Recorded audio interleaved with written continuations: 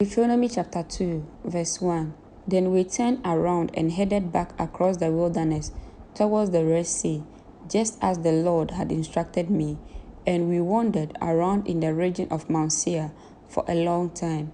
Verse 2. Then at last the Lord said to me, verse 3, you have been wandering around in this hill country long enough. Turn to the north. Verse 4.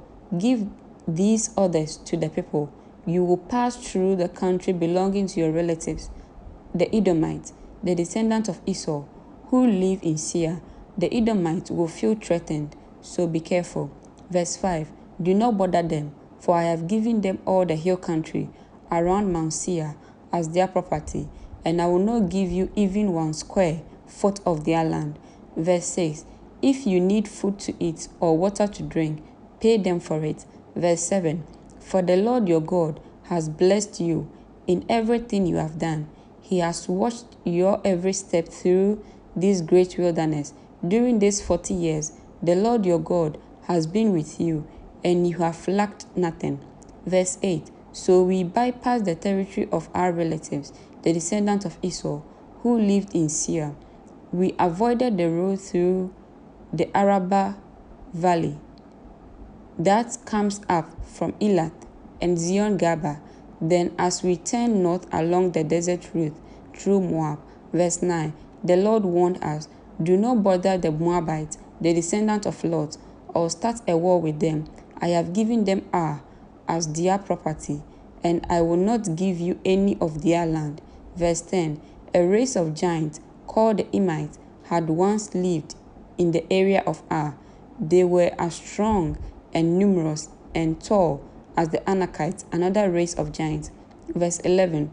Both the Edomites and the Anakites are also known as Rephites, though the Moabites called them Edomites. Verse 12.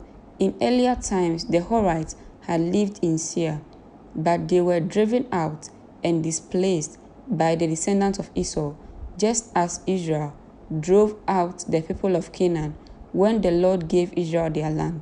Verse 13. Moses continued, then the Lord said to us, get moving, cross the Zered brook. So we crossed the brook. Verse 14. 38 years have passed from the time we first left Kadesh Barnea until we finally crossed the Zered brook. By then, all the men old enough to fight in battle had died in the wilderness, as the Lord had vowed would happen. Verse 15. The Lord struck them down until they had all been eliminated from the community. Verse 16. When all the men of fighting age had died. Verse 17. The Lord said to me. Verse 18. Today you will cross the border of Moab at Ar. Verse 19. And enter the land of the Ammonites, the descendants of Lot, but do not bother them or start a war with them. I have given the land of Ammon to them as their property, and I will not give you any of their land. Verse 20. That area was once considered the land of the Rephites, who had lived there, though the Ammonites called them Zamzumites. Verse 21.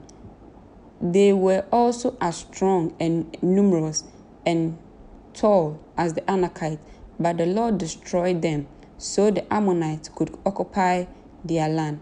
Verse 22. He had done the same for the descendants of Esau, who lived in Seir, for he destroyed the Horites, so they could settle there in their place.